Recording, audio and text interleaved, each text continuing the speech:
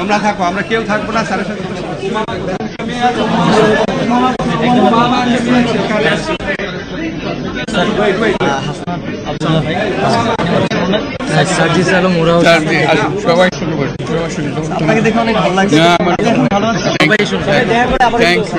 চলে যাও,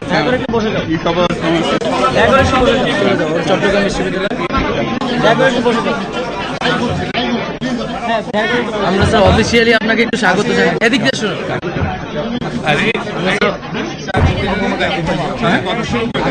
একটু অফিসিয়ালি আমরা স্বাগতটা জানাই। আচ্ছা আসিফ একটা ছবি পেলো। হ্যাঁ স্যার, ছবি স্যারকে ফ্লাওয়ারটা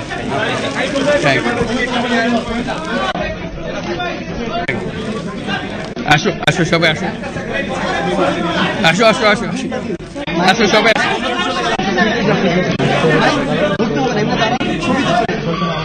হ্যাঁ দাঁড়া, কাছে আসো, সামনে আসো, সামনে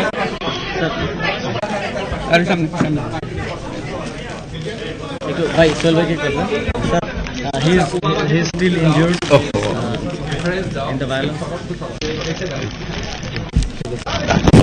ফুলটা নামায় রাখো। আচ্ছা তুমি রাখো।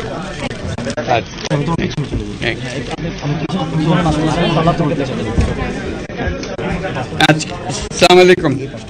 আজকে আমাদের গৌরবের দিন।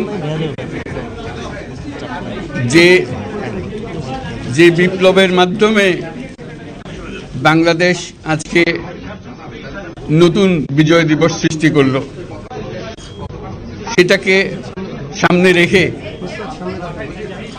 এবং আরো মজবুত করে আমাদেরকে সামনে এগিয়ে যেতে হবে। যারা এটা সম্ভব করেছে, যে তরুণ সমাজ, তাদের প্রতি আমি আবার সমস্ত প্রশংসা এবং কৃতজ্ঞতা জানাচ্ছি তাদেরকে। তারা আমার পাশে আছে। এরা এই দেশকে রক্ষা করেছে, এ দেশকে নতুনভাবে পুনর্জন্ম দিয়েছে এবং এই পুনর্জন্মে যে বাংলাদেশ পেলাম, সে বাংলাদেশ যেন অত্যন্ত দ্রুত গতিতে এগিয়ে চলতে পারে, সেটাই হলো আমাদের শপথ। সেটা আমরা রক্ষা করতে চাই, এগিয়ে যেতে চাই। আজকে আবু সাঈদের কথা মনে পড়ছে আমাদের, যে আবু সাঈদের ছবি বাংলাদেশের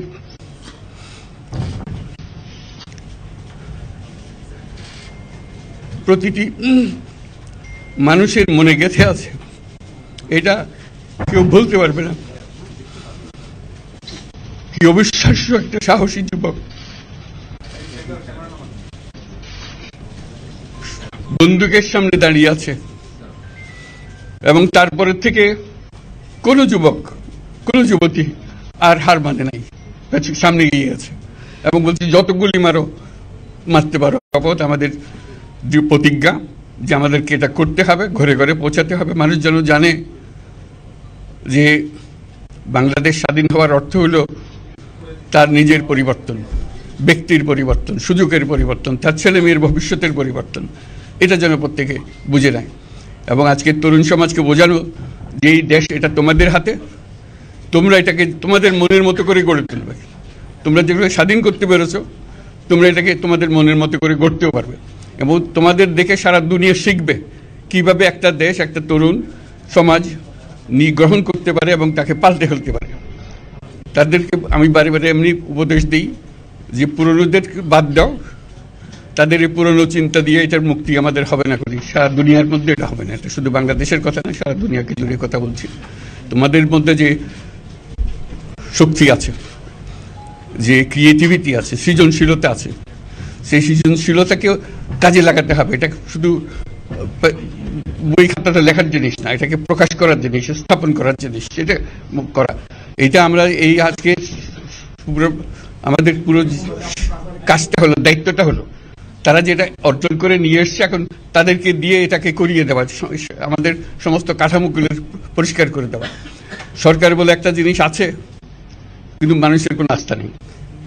মানুষ মনে করে সরকার একটা দমন পীড়নের একটা যন্ত্র, যেখানে পায়, যেখানে সুযোগ পায় তারা একটা কষ্ট দেওয়া, তার থেকে নিংড়ে দেওয়া, যে সকল স্তরে।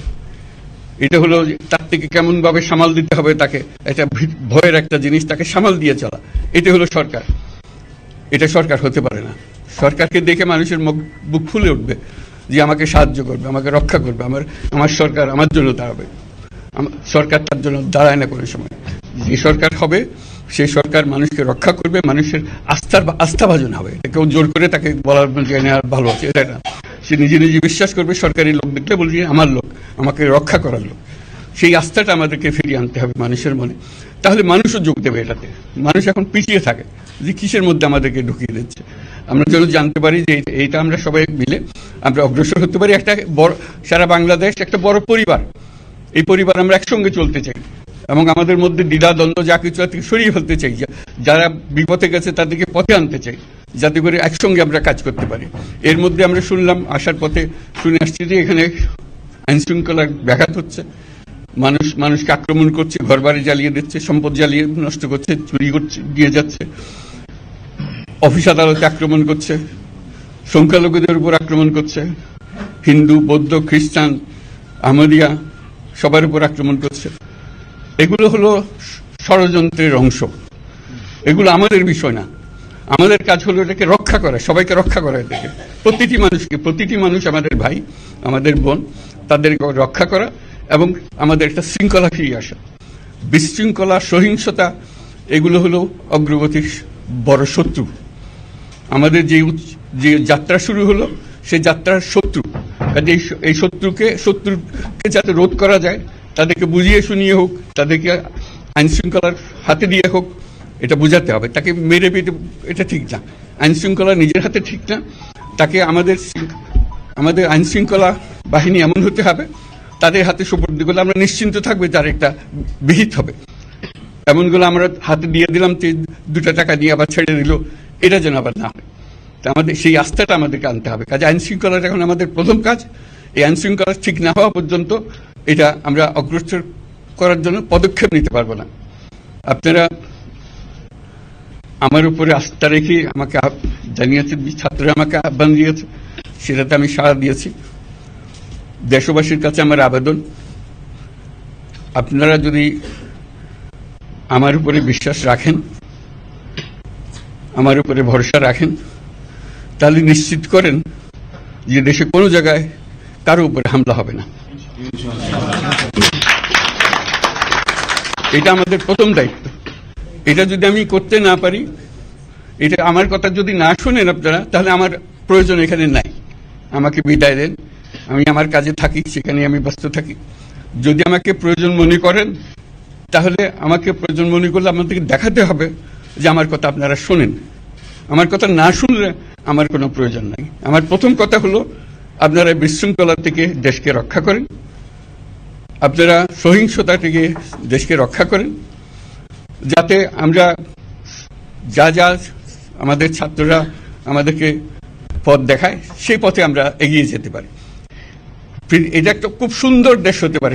বাংলাদেশ একটা খুব সুন্দর দেশের সম্ভাবনাময় দেশ। কাজে এই সম্ভাবনাগুলোকে আমরা নষ্ট করে দিয়েছি। এখন আবার সেই বীজতলা আবার তৈরি করতে হবে, আবার আমাদেরকে জেগে উঠতে হবে। তারাই এই বীজতলা তৈরি করবে, তাদের হাত দিয়েই হবে এবং তাদের দিকে আমরা তাকাবো এবং আমরা তাদের নির্দেশ মতে আমরা অগ্রসর হব।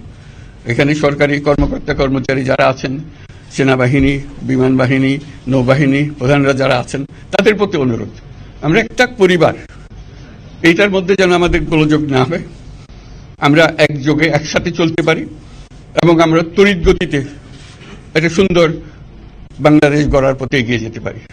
সেটাই আমার কামনা। আপনাদের সবার কাছে আবেদন, আমাদেরকে সেই সুযোগ দেন, আমরা সেই পথে আমরা যেন অগ্রসর হয়ে নিজের প্রশান্তি পাই। পৃথিবীর সবাই আগ্রহ করে তাকিয়ে আছে আমাদের দিকে। এখানে যখন ছাত্ররা রাস্তায় নেমেছে, পৃথিবীর সব জায়গা থেকে অভিনন্দন এসছে, যে তারা অবাক হয়ে গেছে। আমাদের তো গা শিউরে উঠেছে, প্রতিদিন যা হয়েছে অবিশ্বাস্য কাণ্ড। তাদেরও এটা স্পর্শ করেছে, তাদের তরুণরাও জেগে উঠছে আমাদের ছেলে মেয়েদের এই অভিজ্ঞতা থেকে, তাদের এই সংবাদ থেকে তারাও চোখ জেগে উঠেছে আমরা কি করতে পারি। কাজে আমাদের কাজ হবে এগুলো সম্পূর্ণ করা। আমরা আজকের থেকে শুরু করলাম, যেটা আশা করি আমরা দ্রুত গতিতে এগিয়ে যেতে পারবো। সবাইকে ধন্যবাদ। আজকে কোশ্চেন আমি নিলাম না, আর দিও না। Thank you. আজকে হবে কথা তো হবে। Thank you so much. Chief বলছেন যে স্যার আমি নামিয়ে পর আসা